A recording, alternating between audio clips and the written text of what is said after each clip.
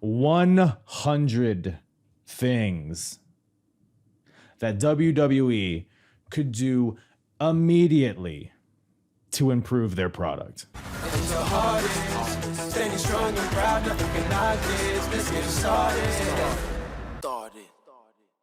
Ooh, what's up, everybody?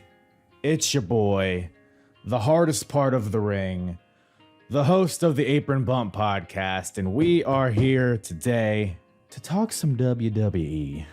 I have been watching the WWE, the World Wrestling Entertainment, for those unaware, for a long time, about 23, 24 years or so. I have been a diehard fan of Daddy Vince over there, and I'm struggling. I'm gonna be honest with you guys. I'm really struggling to stay invested nowadays. I mean, in all reality, it's been kind of a slow decline ever since the Attitude Era. And as somebody who grew up in the Attitude Era, it's kind of warped my mind to what I expect from wrestling. Because at the end of the day, wrestling should make me feel, wrestling should keep me entertained. And I just don't think the WWE is necessarily doing that on a consistent basis in 2021 going into 2022. And I think that's an opinion that's shared amongst the wrestling community. I don't think that's necessarily an unpopular opinion that the WWE has a lot of issues. You could go on Twitter and just find scrolls upon scrolls of people bitching about WWE. Oh, this show is trash. Oh, Vince McMahon needs to die. Oh, Shinsuke Nakamura has no ass. There's just so many different things that you could complain about, but nobody seems to want to provide a solution.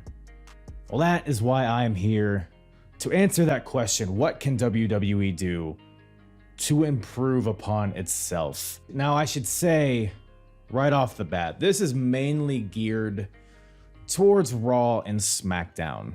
I think these are the main culprits of the list that I have compiled, and that I have utilized the wrestling community itself to help compile this list as well. So Raw and SmackDown are the main focuses here, but there are a lot that apply to NXT, NXT UK, other brands under the WWE umbrella, and even other promotions around the world. A lot of these also apply to AEW, to New Japan, MLW, Wrestling Society X. All of these wrestling companies that are thriving today could benefit from these ways to improve their product. But once again, I had WWE Raw and SmackDown in mind when creating this list. And before we actually get to the list, I just want to say that the justification on these things, a lot of them are based off of things that were successful back in the day that for whatever reason just evaporated and are no longer utilized anymore.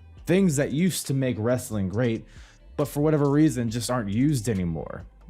And speaking of back in the day, if you like retro wrestling, if you like old school wrestling from the WWF, WCW, ECW, Ring of Honor, TNA, Progress Wrestling, and everything in between, go check out the Apron Bump podcast. You can go to apronbump.com and you can go to the episodes tab and select any timeline, promotion, era that you are interested in, and you can binge away. I go in chronological order across several different timelines. So check out the Apron Bump if you want to relive some nostalgia, or if you even want to discover something new. Something for everybody at the Apron Bump. And I even have some long form discussions similar to the topic that we're here today.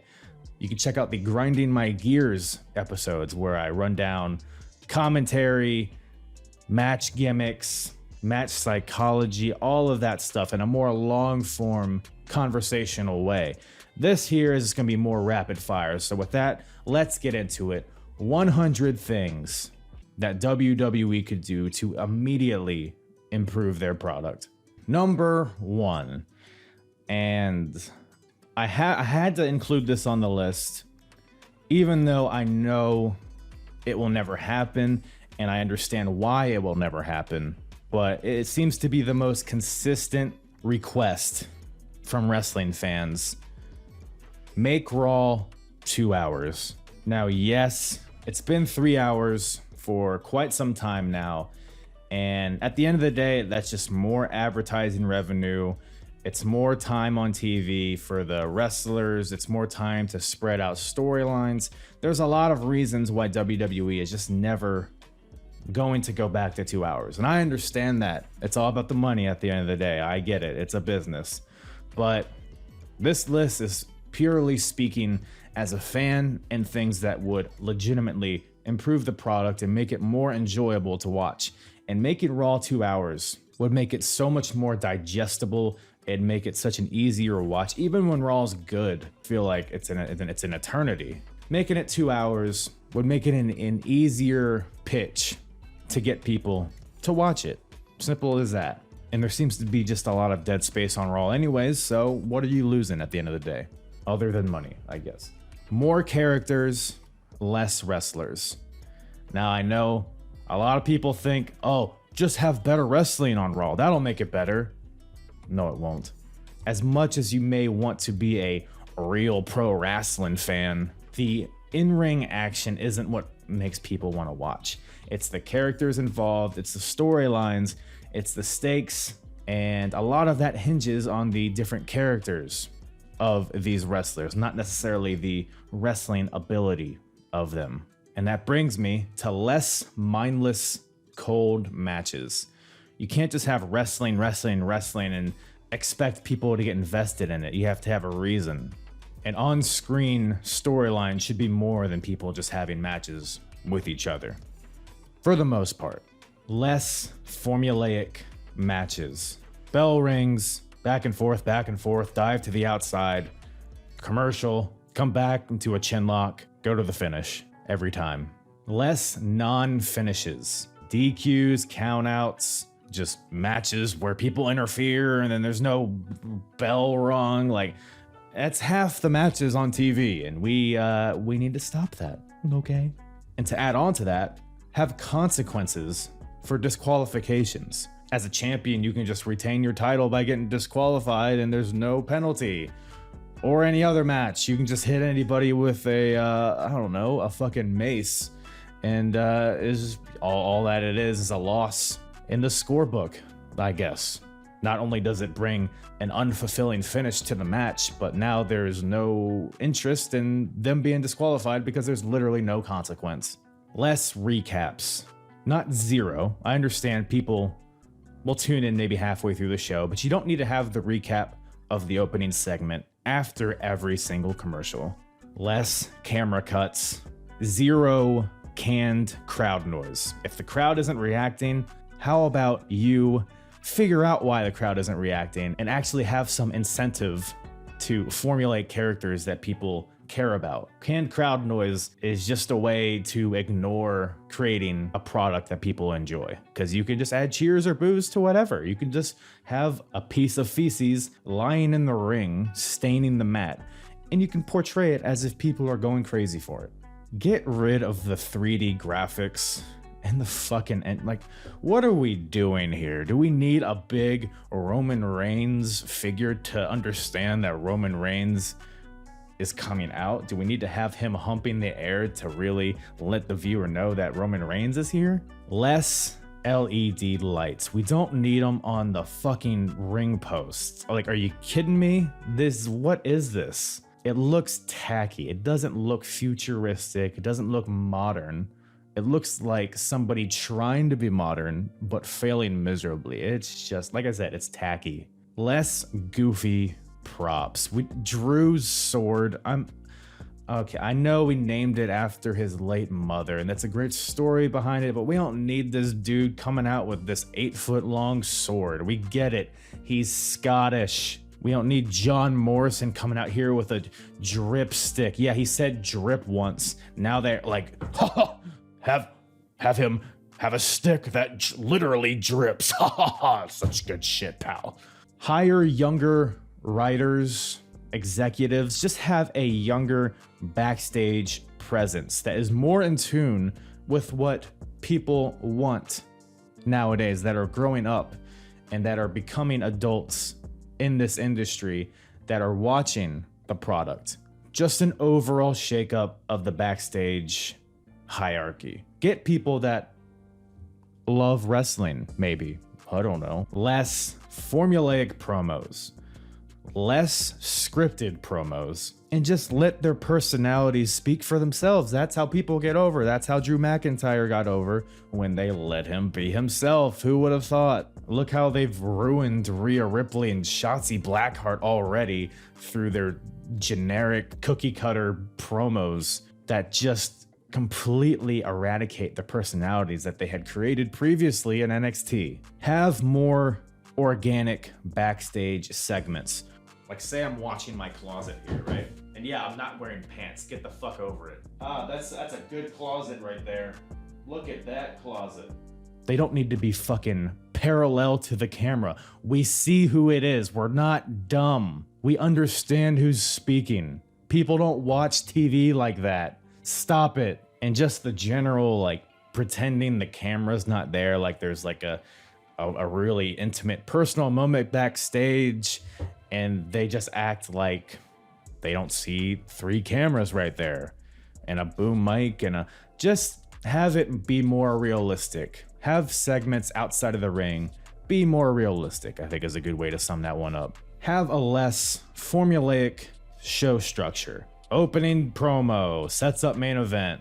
Oh, let's recap the opening promo 5,000 times throughout the 3-hour program, and then we finally get to the main event segment, and just have shows feel different from week to week. And drop the formulaic feud structure, if that makes any sense.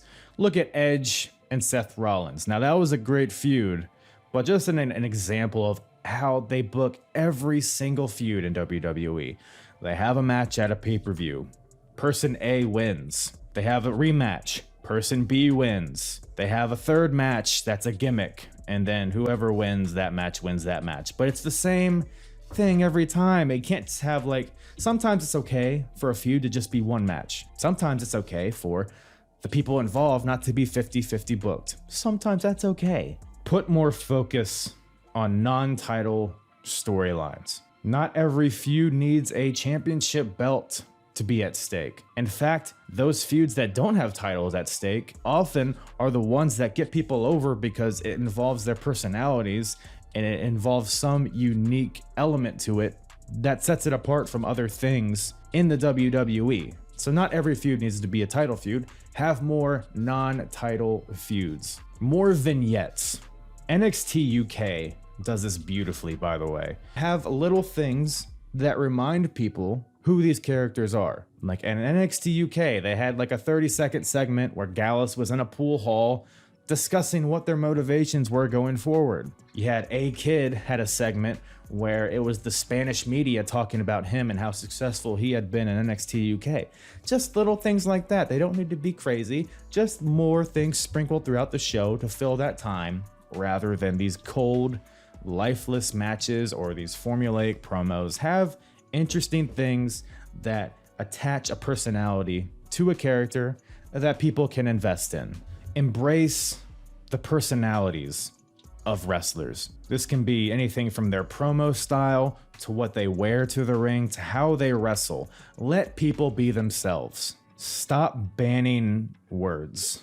Now, I'm not talking about expletives. I'm talking about things like belt or wrestling.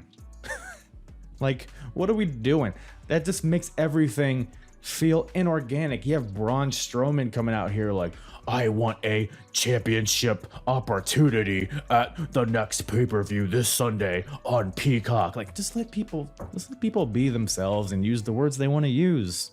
There's literally no reason to ban words. There is no benefit to banning the word belt. And you know what? Let's just stop banning cursing as well. Let them throw a shit out there.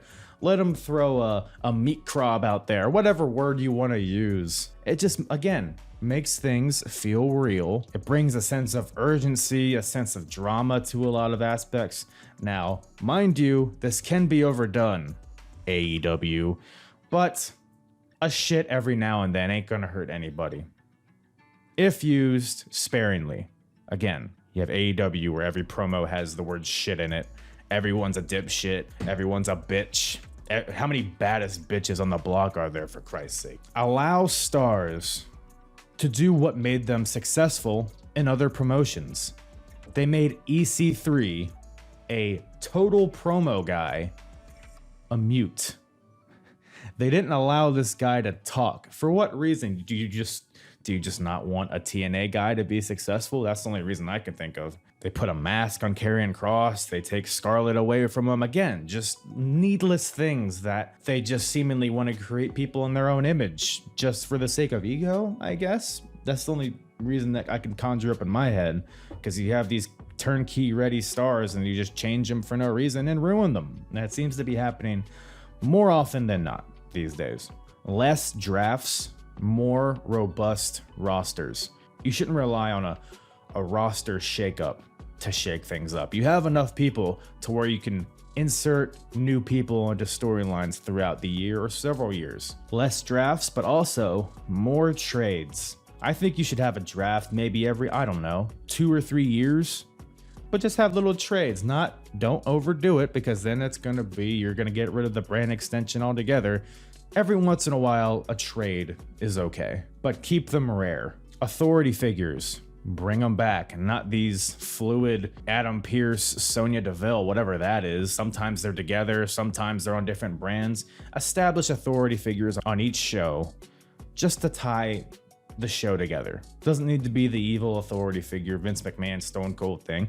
Just have a guy or a girl on each show. Helps bring logic to the show and the matches that get made. Honor the brand split. Keep the rosters separate and have a hard line between those shows. No cross-pollination action, please. And make the shows feel different, mainly talking about Raw and SmackDown, because as of right now, you just have Raw and you have Blue Raw. Aesthetically, everything looks the same. The way everything's shot, the way the shows are structured, everything feels the same. Create identities within your brands. Have consistency in the rules of matches.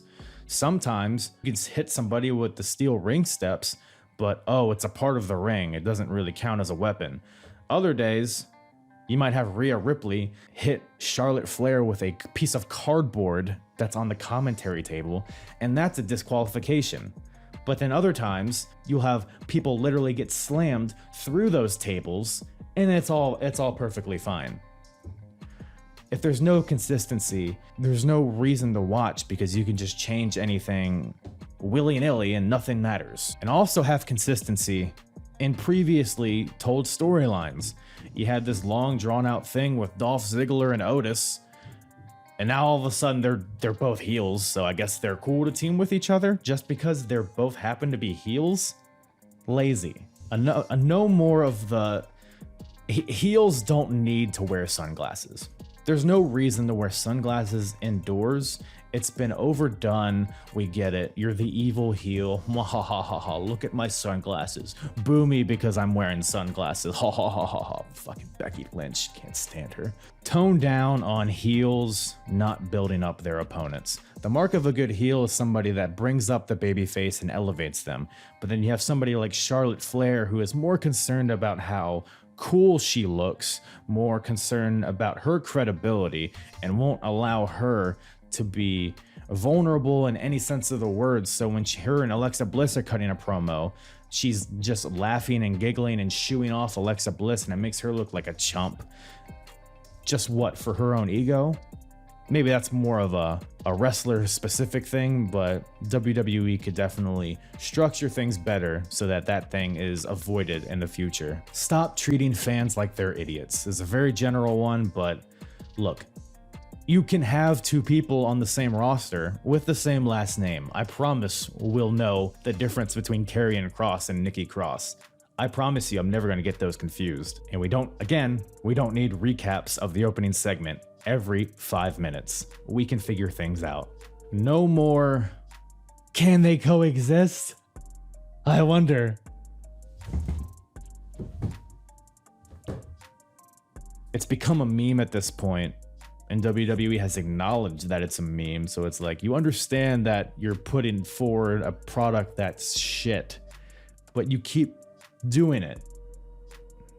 No one is invested in a can they coexist scenario. It's lazy, and it's just another avenue for the writers to avoid creating actual storylines. It's just creating a generic cookie cutter, just cut and paste scenario that literally they do once a week. Less heel turns, less face turns. Let people be heel for a while so people can invest in them.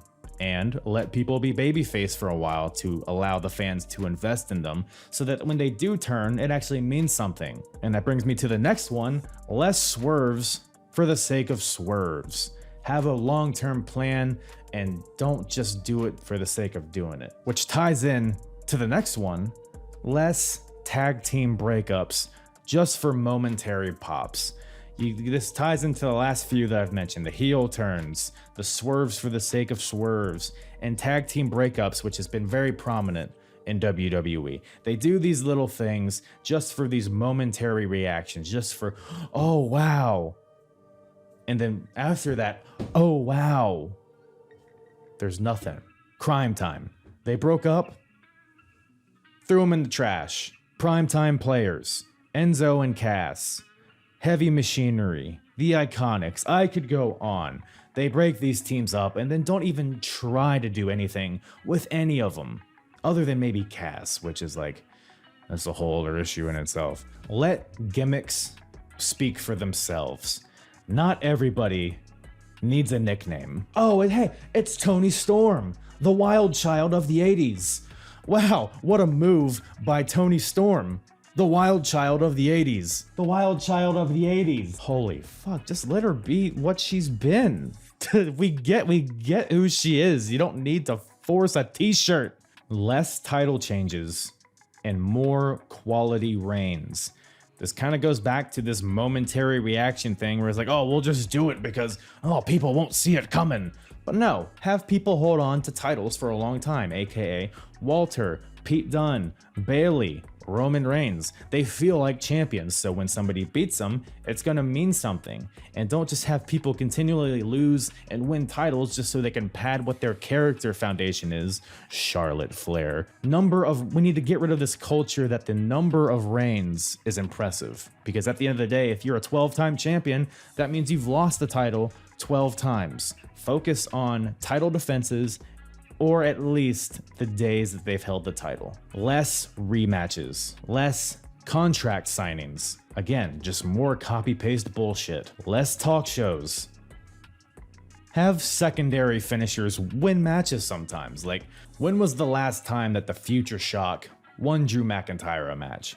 Have him win with it sometimes. It creates anticipation in the matches, and again goes back to less formulaic match structure. Creates a bit of excitement and differentiates matches of that wrestler. Makes things more interesting, huh? More managers and valets. They can cut promos for people that aren't as apt to, but they also add to the presentation of a lot of characters, aka Karrion Kross and Scarlett, or Andrade and Zelina Vega.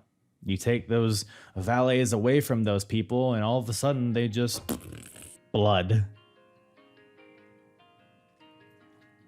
Again, you don't need to overdo it, but every once in a while, if it's, I don't know, Hell in a Cell, maybe have a little color. It's not going to be the end of the world, and it'll really enhance a match. It'll be really meaningful when it's utilized in the right situations. Just think about how more intense Seth Rollins versus Edge at Crown Jewel and Hell in a Cell would have been had there been blood involved. It would have been a legendary match, but now it's a match that most people have already forgotten has happened. Recording this like a month or two after that match has happened. Use Peacock more, or whatever streaming service WWE is using at the time. King of the Ring, Queen's Crown, that kind of stuff could have been done on the network.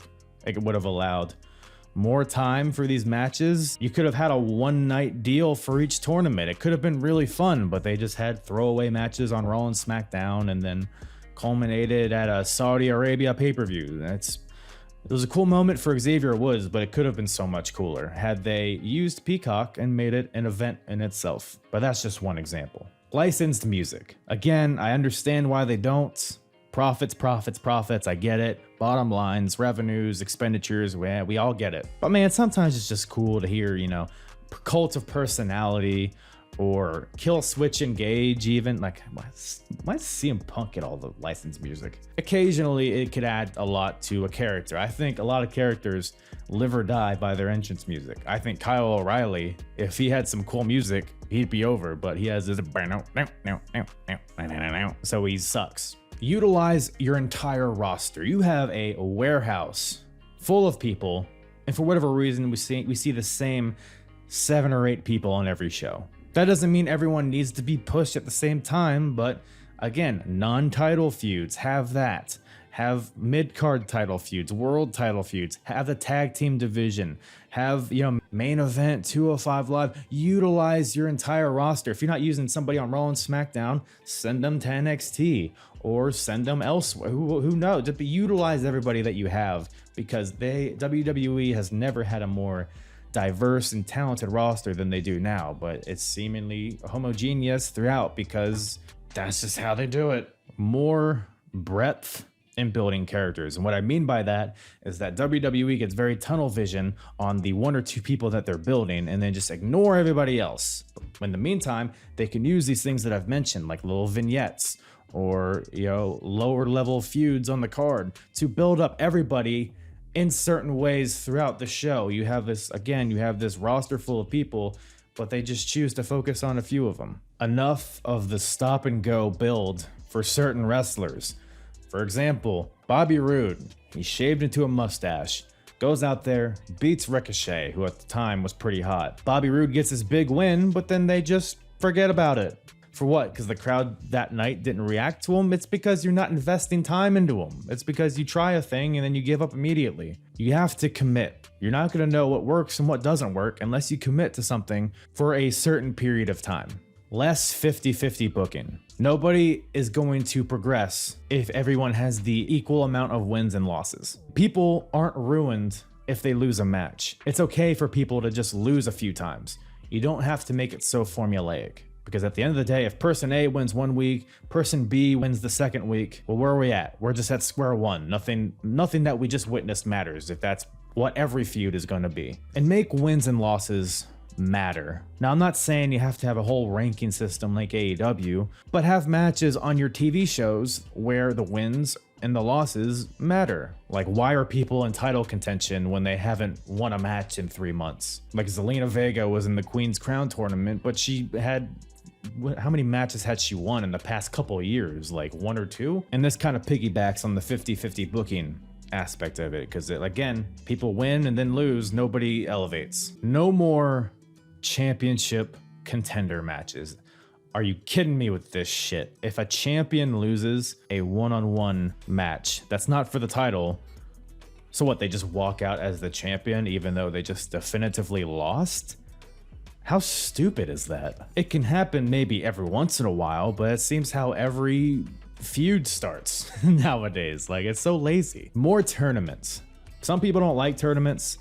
I love them because it gives clear stakes, it has an end goal, and it makes every match involved matter, and it gives an avenue for these maybe lower card or just people who haven't gotten a lot of spotlight. Gives people an avenue to have not only great matches and to show what they can do in the ring, but maybe gives them the ability to go win some matches and maybe win the tournament and get whatever that prize at the end is. It's an easy way to build up people while in the process creating a intriguing and interesting and entertaining product to watch unfold in front of you. Commentary needs to stop talking about other matches while undercard matches are happening. Now, I will say this happened a lot more often back in the day. It was way worse when it was like JR and King, and it's not on them, it's just how the shows were produced at the time. So it's not as bad now, but that's just another thing that we can cut down on. Focus what's happening in the ring so it makes it seem important. There's just too many guest on commentary spots, and it rarely is effective. You either have one situation where you have a guy or a girl that's a terrible promo and it just exposes them because it's a relatively unscripted scenario, so it just exposes them as bland and or uncomfortable on the mic. Or you have somebody that kind of takes away from the match itself and it's just too often used as a avenue to forward a storyline. It's just another generic formulaic way to push forward a feud, is have somebody on commentary, then they interfere in the match, and who cares? Yeah, the guy gets pushed and he hits the guy that's on commentary and he's like, oh, he just ran into me. What are we doing? Either rebrand or just utilize the C shows more. Talking about Main Event, talking about 205 Live. Those are hours every week that are just wasted. They're not even canon to the universe of WWE. They just exist as shows where wrestlers wrestle, but there's no consequence or benefit to any of it. Like, none of the matches matter. You can miss everything, like most people do, that happens on Main Event or 205 Live, and you don't miss a thing. So make those, have lower level feuds happen on those shows, like Heat and Velocity back in the day. Build people up. Have some title, have a cruiserweight title match on 205 Live every now and then. I know, crazy concept. I actually don't know if they do that. I haven't watched 205 Live. They may very well do that, but I never hear about it. So that just goes into the rebranding. Make them matter. But that just goes into my next one, more specifically focusing on 205 Live, is make it mean something. If there's a cruiserweight title match on that show, advertise it on Raw and SmackDown. And if you're not convinced that 205 Live is the way to go, rebrand it. Make that Friday night slot mean something. Make every show feel different. Make Raw feel different from SmackDown. Make Raw and SmackDown feel different from Main Event or from 205 Live or whatever it's rebranded as. Make everything feel different from NXT, NXT UK. You have all these different shows throughout the week, 10 plus hours per week of wrestling, and every show kind of feels the same, with the exception of maybe NXT UK, which kind of has its own identity, but everything else, even NXT 2.0 kind of feels very Raw, SmackDown, just in a smaller scale. Advertise those C shows. Advertise Main Event on Raw and SmackDown. Advertise 205 Live on Raw and SmackDown. Advertise NXT UK on Raw and SmackDown. You have all these shows that can be valuable, but they just don't care sometimes. Build a cruiserweight division. You have so many talented, what 205, whatever your weight limit is that you want it to be. You could have, you have Kushida and Roderick Strong, who have recently been feuding, but you can also throw in like a Tommaso Ciampa, Johnny Gargano, Finn Balor, Kyle O'Reilly. There are guys that you don't really have a direction that could be fed into this division. And I know what you thought. You probably thought when I said that, you're like, Finn Balor in the cruiserweight division. That's quite the demotion, huh? Well, that's the problem. It seems like a demotion when it could be structured, it could be portrayed as just its own separate division, not a lower tier, but its own separate thing, kind of like the X division was back in the day. You could build that, you could throw these credible stars in that division, and all of a sudden you have this other layer that can be used on pay-per-views, on Raws and SmackDowns, or wherever you want to use it, and it can create great matches for the fans in that, and can serve as just a different motivation for certain wrestlers, especially the ones like Drew Gulaks and Ricochets and other guys who don't really have a direction nowadays. That they have all the talent in the world, but if they give 1 ounce of effort, it could be great. And to kind of piggyback off of that, have more synergy between Raw and SmackDown and the other shows. Meaning, if you're doing something on NXT with a guy or a girl, and then they go to the main roster, have them be that thing. You don't need to change Karrion Kross. You don't need to strip away everything that made Karrion Kross great just because he happens to be on Raw and SmackDown. No, it worked on NXT. How about you just do that? Or Keith Lee, same thing. He's this amazing superstar in NXT, then you bring him up to the main roster and you throw a skirt on him, you throw generic rock music as his entrance music, and then you just change his whole style and presentation. Bearcat. We don't need to do that. More synergy between the main roster and the other shows. More long-form documentaries. Do you remember when the pandemic first started and NXT had that episode where it was like an hour-long thing telling the story of the rivalry between Tommaso Ciampa and Johnny Gargano? It was like an hour thing where you just had each guy was interviewed in a separate location. You had, where they started, how they started tag team. They had, the footage of them teaming. They had the footage of the Cruiserweight Classic and then the breakup and then all the matches they had. Stuff like that you can utilize Peacock for. You don't need to throw it on your normal TV shows, but utilize Peacock to have more long-form documentaries to illustrate not only rivalries between separate entities, but to just have a backstory for people that allows people to attach a personality and a motivation to these characters so that when they see them on the TV shows, they care about them. Make the mid-card titles mean something. Differentiate them from the world titles, because as of right now, they're just literally just stepping stones to the world titles. Make them mean something. Make them maybe get defended on TV more often. I mean, you could even do stupid shit like, if you're the US champion, you can decide the stipulation of the match that you defend your title. Like little things like that to differentiate the US from the Intercontinental, but also to differentiate these two mid-card titles from the world titles, because as of right now, they're just props. Kill the 24/7 title. We're done. It was fun for a second, but we're good. No more. Create real tag teams. I'm talking teams with names, several of them, and create a real division while you're at it. I know you released all your talented tag teams. You got rid of the three Zongos and the Lucha House Party. You breaking up every team that seems to have any momentum, like Heavy Machinery. But hey, we're back here. Let's create some new tag teams. Create a real tag team division that'll add a different element to each show, so it doesn't feel like one string of singles matches. Consolidate the tag team titles. They're just, if you're not going to have a proper division on either show, just combine them.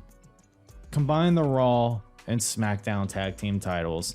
Combine the NXT women's tag team titles with the WWE women's tag team titles, because the WWE women's tag team titles, they were first implemented, and the whole story behind it was like, oh, we can go to each brand, so have it spend a few months in NXT, then bring it to Raw for a little bit, then bring it to SmackDown. You don't need a separate set of women's tag team titles in NXT, because to be honest, there aren't enough women's tag teams to warrant two sets of tag team titles. You could say the same thing for the men too. And I think that fluidity across each brand, again, would add a different element to the tag team division. It would make it more interesting. More focus on the women. Seemingly, it's only title matches that get airtime. Allow tag team titles and any non-world title to main event shows, to main event Raw, to main event SmackDown, to main event pay-per-views. Have an Intercontinental title match, main events, a Money in the Bank or whatever, just to make those titles mean something. It's a cool little thing sometimes. Or even tag team titles. When was the last time a tag team title match main evented a Raw or a SmackDown? It's probably happened. I probably just forget. But again, if I forgot, that just speaks to how forgettable and how they don't really treat these titles with much honor anyways. So trios titles. I think trios titles could be there's a bunch of different ways you could see it. You could see it implemented in NXT maybe. Again, this could be another set of titles that goes from brand to brand, whatever the case may be. It could be something very interesting. I always thought it'd be cool to have 205 Live have those titles, but when they had a pretty robust roster. But again, if they build that show up and if they build a cruiserweight division, that could be a feasible thing. But whatever the case may be, I think a trios title somewhere under the WWE umbrella would be some good shit, pal. Stop modernizing all of these structures. Talking about the Hell in a Cell, the Elimination Chamber, Steel Cage. When you modernize these stuff to make them look very sanitized, and the LED lights, and they painted the cell red, like, it looks bad. It gets progressively worse each year. Just revert. The older version of the Hell in a Cell felt like a cage. It felt like it was kind of rickety and rusty. It felt like caged animals in there. Now it just feels like this big building that just happens to have people wrestling in it. It's no longer suffocating, and it's just a prop. Same thing for the Elimination Chamber. Make cage matches mean something again. And step one in doing that, what's it be getting rid of that escape the door stipulation? Are you kidding me? You can just point to the door and be like, hey, buddy, why don't you pop that door open and let me scoot on out of here? How has that existed so long? How has nobody seen the lack of logic? You could hit one move and just sprint to the door and win. Every cage match should be 5 seconds long with that rule in place. And now this is the part where we get to some gimmick pay-per-view stuff. Get rid of TLC. Get rid of Elimination Chamber. Get rid of Hell in a Cell. Get rid of Extreme Rules. And while we're talking about Extreme Rules, just less gimmick matches in general. When you see a last man standing match once a month, it begins to dilute it a little bit. Move Money in the Bank back to WrestleMania. You have 2 nights now with WrestleMania, so you could have one men's ladder match on night 1 and the women's on night 2. And then you can use this to replace the goofy battle royals, the mindless, emotionless, stakeless battle royals that they have, and replace that with Money in the Bank. It's where you can throw your guys and gals that you don't have anything else for, put them in the Money in the Bank ladder match, and it'll create a fun match within each show. It'll give people a purpose, and honestly, the moment is just way cooler when it's at WrestleMania. Bring back the old Survivor Series. No more of this, the one night a year where brands go head to head. Is it? Because it seems to happen at least once a quarter. Bring back the team names, the $1 million team, or Guts and Glory, cool, maybe a little bit corny, but fun team names, or at least teams facing each other that actually have animosity towards each other, that can further storylines or can be culminations of storylines, instead of just this mindless, who gives a fuck, brand versus brand competition, which at the end of the day doesn't really matter because they don't really differentiate the brands from each other anyways. Bring back Evolution. Even at the very least as a Peacock special or something. Evolution, the first one was a success. I think it'd be definitely worth to have another one because everyone seemed to like it, and it would give your robust women's roster lots of opportunities to get involved in certain storylines and to get a spotlight to benefit your division going forward. And while we're at it, let's rebrand the women's titles. Do we really just need to have Raw women's title, SmackDown women's title, red, blue, same design, but red, same design, but blue? Can we give them some unique names? You know how the men used to have the World Heavyweight title and the WWE title? Something along those lines. Give them different designs, different names, so that when you have this draft nonsense, you don't have to do the fucking switcheroo bullshit. Let's have 1 ounce of creativity.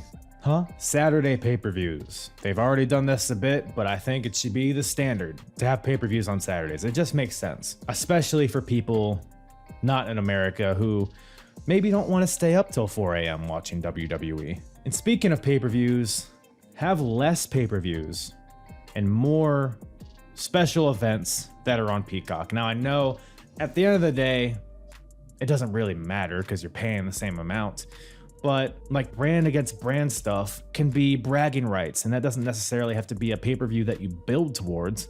It can just be its own separate thing that happens. Same thing with the King of the Ring, the Queen's Crown, Worlds Collide. You could have, I don't know, a cruiserweight pay-per-view. You can have a tag team tournament of some sort. There's so many different things that they can do utilizing Peacock. And doing that would shake up this formulaic year structure of, okay, a pay-per-view just ended.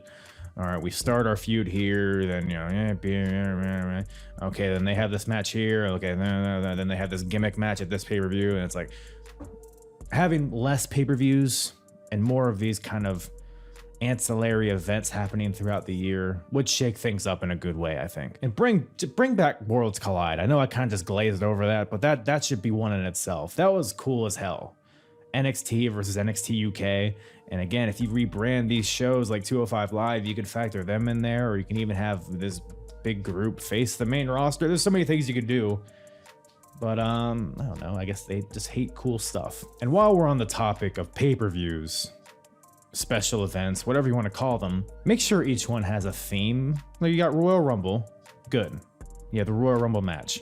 Money in the Bank. I know I said bring that to WrestleMania, but as it stands right now, Money in the Bank is centered around the ladder matches, which is good. Survivor Series, I don't like it, but it at least has a theme to it. Have more things like that. Have more tournament-based pay-per-views. Have, here's another one. Brand-specific pay-per-views. This just goes into making each brand feel like its own thing. When you have a whole pay-per-view dedicated to that brand, that way you can have the lower tier people getting built up, people getting heated up to eventually one day be in the main event by having them in a meaningful pay-per-view match. And then you can have all throughout the show just, this is what SmackDown is. And then the next month is like, this is what Raw is. And then 4 times a year, you have Raw and SmackDown on the same show, and then all of a sudden it means something. And have a different set for each pay-per-view. Is that so much to ask? To me, it seems like a worthwhile investment. Like the early 2000s, every set felt different, and we still can associate what those shows looked like. Like, I still know what Backlash 2001 looked like with the hooks. I still know what Armageddon looked like with the crazy cages on the set. Like, stuff like that. It doesn't need to be crazy, but make each set look different. Make it look different than just a Raw or a SmackDown, because if you turn on a pay-per-view and it's just the same exact set as SmackDown that you just watched a few days ago, it's like, oh, I feel like I'm just watching a normal TV show. Stuff like that matters. And Battle Royals, no more of this, we forgot about this person. You know, when you get to the end and then some guy eliminates another guy and they think they won, but oh no, person C was under the ring the whole time, and they swoop in from behind and win the whole thing. How many times do we have to see that shit? Get rid of 3-person commentary teams. That just leads to everybody trying to get their shit in, and nobody's acting organically to what's happening in the ring. They're all just trying to figure out when to talk because it's 3 of them. Less predetermined sound bites from commentary. For the love of mankind! As he's reading his script. Inorganic overuse of catchphrases on commentary. Everyone's trying to be JR or be Bobby Heenan or whatever it is. Showtime! Unbelievable! Oh my! Like, just be a person. Talk like a person speaks. Less produced commentary would also be a benefit. AKA Pat McAfee, who I'm not gonna say isn't produced, but you can tell that that's his real personality out there, and people love it. And he also does a good job at putting people over. So it's like, why is that not more of a common practice to just let people on commentary be themselves? So you're selling too much. There's too many ads, too much promoting what's going to happen later in the show, what happened earlier in the show. You have commercials and graphics and stuff that can accomplish this kind of stuff. And let's spend less time doing that and more time utilizing it as a passive background reminder for the viewer. And while we're still talking about commentary, we talked about guest commentary spots earlier. Here's another thing. Stop asking the champion who they would rather face. So if you're a scenario where in the ring, it's a one-on-one match and it's a number 1 contenders match for a title, and then you have the champion sitting ringside on commentary. Commentary asks, hey champ, who would you rather face for the title at so-and-so pay-per-view? Person A or person B? What does the champion always say? Well, it doesn't matter because I'll beat them both.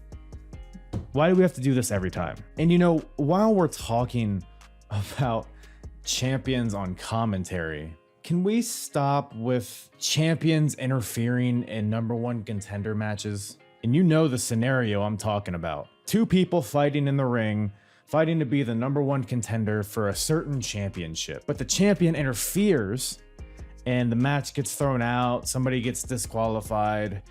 And the reason they do this is because the champion's like, well, if no one wins, well then I guess nobody's gonna challenge me for the title. But that's never what happens. The viewer knows what happens every single time. You have the disqualification, the champion comes out, beats up both challengers, and then out comes Teddy Long. Hold on now, player. And then it becomes a triple threat match for the title. And then the champion's always surprised. What?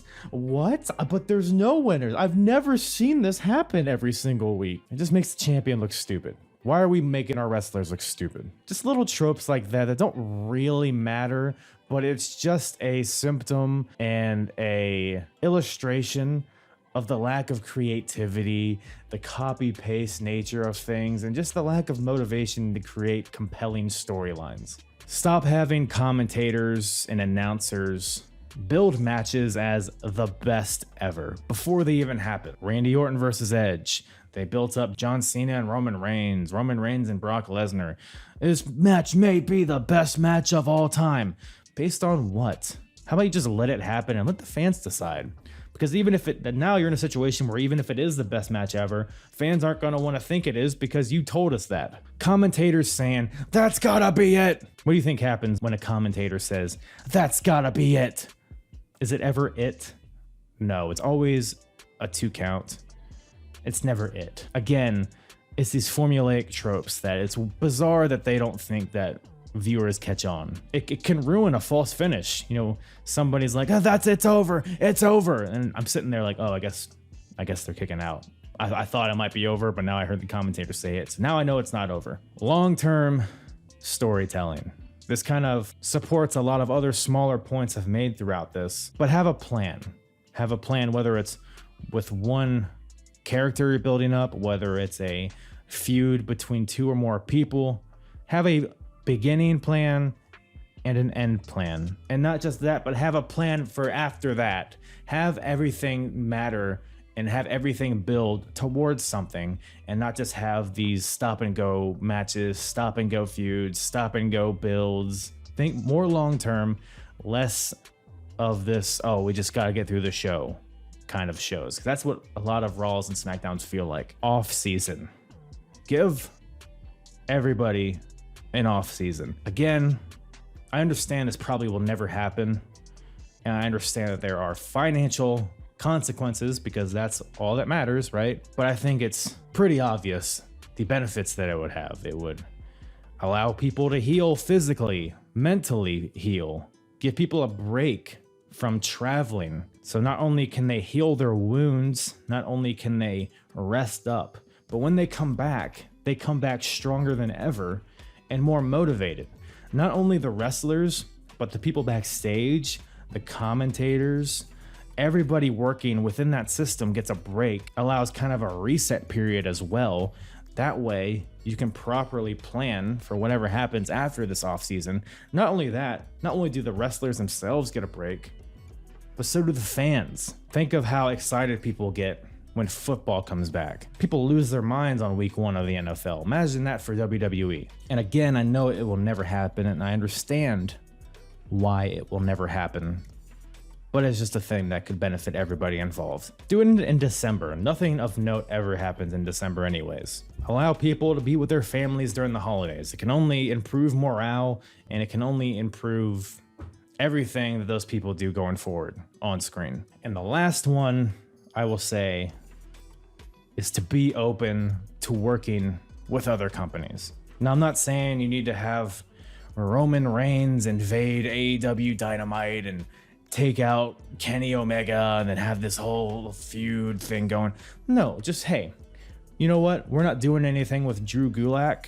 Let's send him over to New Japan. Have him compete in the Battle of the Super Juniors or whatever. Oh, hey, Viking Raiders, you're not really doing anything right now. Hey, let's send you over to MLW. Let's build you up. Let's build your stock up so eventually maybe we can use you. That's what they did back in the day with Rob Van Dam. You know, WWF kind of wanted Rob Van Dam in the mid 90s. But at the time, Rob Van Dam was a no-name. So what did he do? He went to ECW, became a huge star there, a cult favorite in Philly and whoever was watching ECW. That by the time Rob Van Dam debuted in WWF in 2001, he was an automatic star.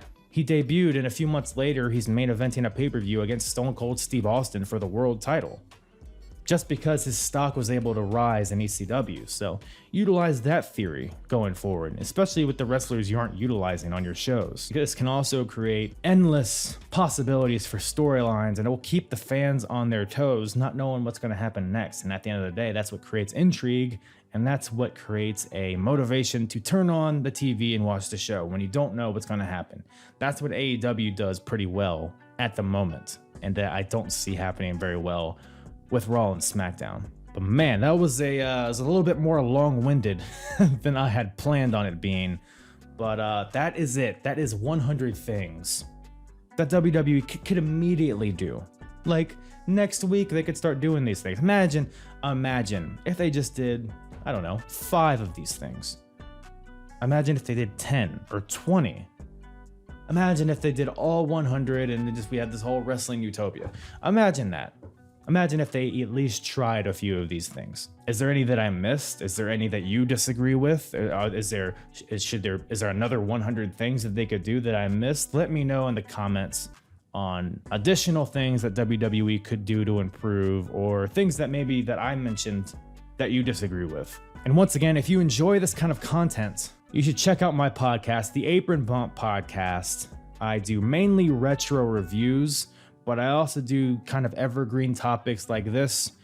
You can go to apronbump.com, hit the episodes tab, and you can select whatever you want to listen to. I have new episodes every Wednesday, going across several different timelines of various different companies across 4 decades.